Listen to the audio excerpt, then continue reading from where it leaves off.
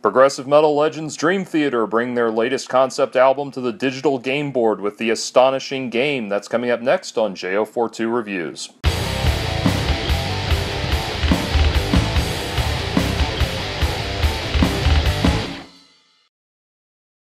Dream Theater's 2016 concept album, The Astonishing, was an ambitious double album that, while critically and commercially successful, sharply divided Dream Theater's longtime fan base by taking the band's usual musical mainstays, epic song structures, effortless virtuosity, intellectual lyrical themes, and using them as the set pieces for a sort of young adult level science fiction good versus evil future dystopia story. You can get a full breakdown of the concept in my review of the album itself, but essentially it's the story of a mad dictator who rules over a portion of the United States with machines called Nomax that keep people submissive and docile by emitting loud, disorienting, chaotic noise, and the small plucky band of rebels consisting of artists, musicians, etc., writers, philosophers who stand up and declare that life is worth living, etc.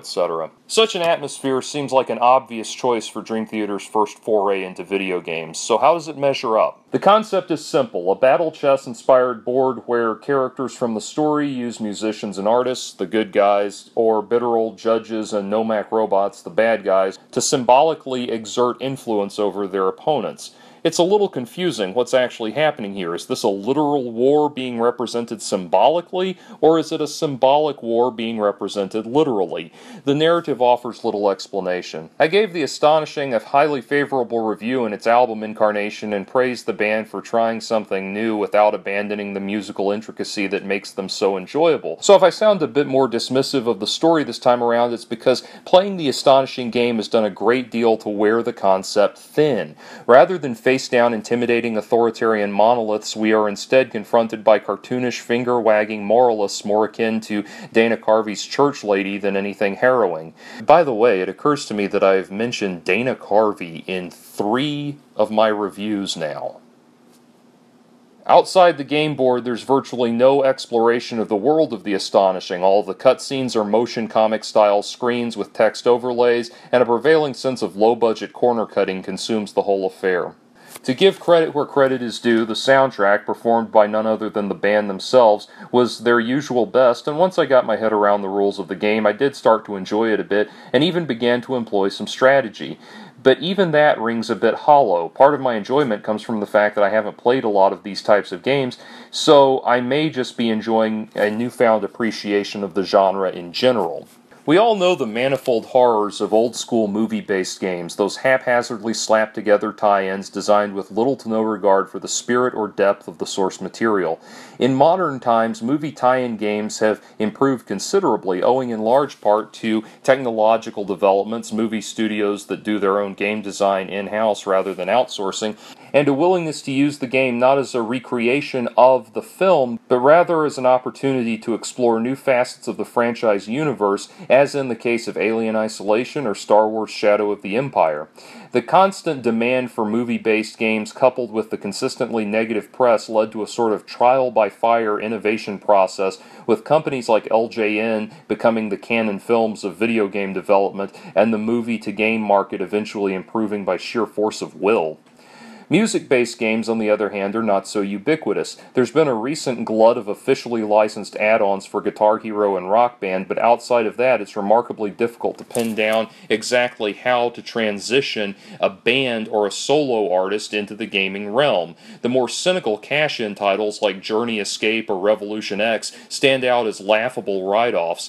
When the musician video game concept works, it's usually when it's at the hands of a more avant-garde experimental artist such as The Residents, Peter Gabriel, or Prince, and yes, Prince had an adventure game. These are artists who create a world with their music, and one that we want to inhabit and want to explore, and these games work best when they don't work literally as games, but rather as interactive tools to explore the artist's imagination. One forgotten gem, by the way, is Mike Oldfield's Trey Lunas. And yes, I'm aware that Queensryche also tried making a game. They tried and failed? They tried and died. Dream Theater were clearly courting the science fiction convention crowd with the astonishing album, as evidenced by their nightly cosplay fan service on tour and other related merchandising efforts. As such, it's unsurprising that the astonishing game is built to appeal to the same audience, one that relishes sitting around convention hall tables with strangers, casting 12-sided die, and waging tabletop warfare.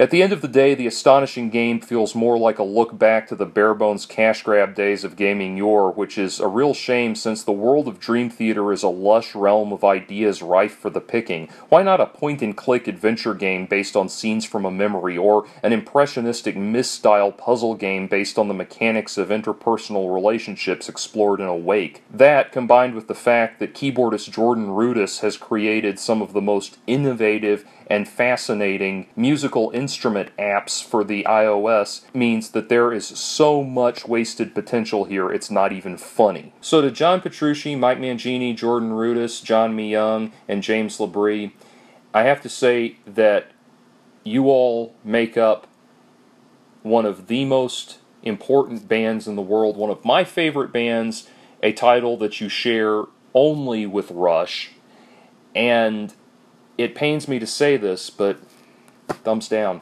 If you enjoyed this commentary, please help me continue to bring you more content by making a donation to patreon.com/JordanOwen42. Your contribution will help me turn this channel into a hub of libertarian pop culture discussion and current events commentary. Thank you for listening, and as always, please hit the subscribe button if you haven't already.